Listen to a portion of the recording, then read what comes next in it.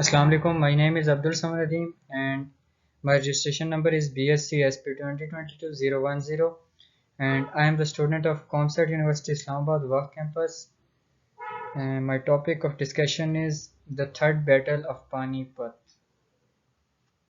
Okay, first of all, and the introduction of the third battle. Actually, the third battle of Panipat was a major battle in the Indian history, fought on 14 January 1761. It was fought between the Afghan forces of Ahmad Shah Durrani along against the Maratha Empire. Actually, the Afghan was supported by four key aliens in India: the Pashtun Rohillas under the command of Najib-ud-Dawla, the Baloch Khanate of Kalat, and the Oudh states under Shujat-ud-Dawla, as well as the element of declining Mughal Empire. After the demise of Mughal Emperor Aurangzeb, there was an abrupt ascent of Marathas. The Marathas reserved all his uh, territorial gain in the Deccan and conquered a considerable part of India. Actually, there was an important event and that the decay was rushed by the attack of India by Nadir Shah, who likewise took away Takht-e-Taurus, the Peacock Throne, and the Kohinoor Diamond in 1739. Ahmad Shah Durrani intended to assault the Maratha when his child was driven out of Lahore.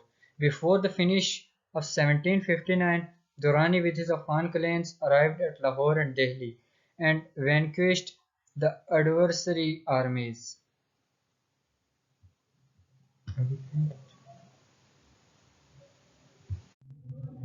The forces battled at Karnal and Khanjpura when the whole of one battalion was killed.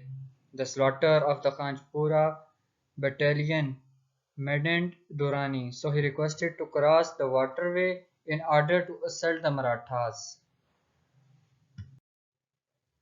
Fights proceeded through months and powers from both the sides amassed for the last attack. The fight begins in the extremely early times on January 14, 1761. The battle is considered to be one of the largest and the most eventful fought in the 18th century, and it has perhaps the largest number of fatalities in a single day reported in a classic formation battle between two armies.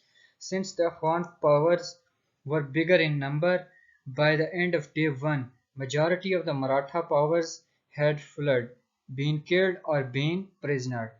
One of different reason was that the Afghan mounted guns were increasingly powerful.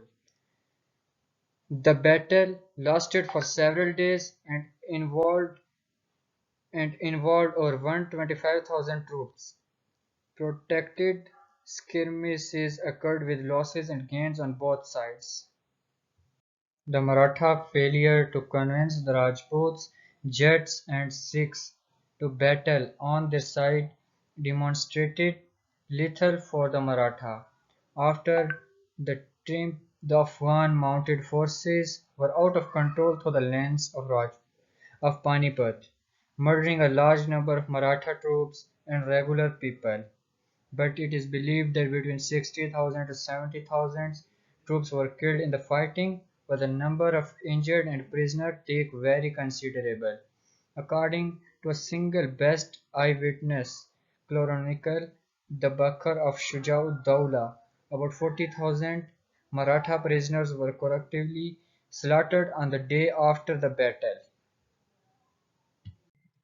The women and children were taken in Afghan camps.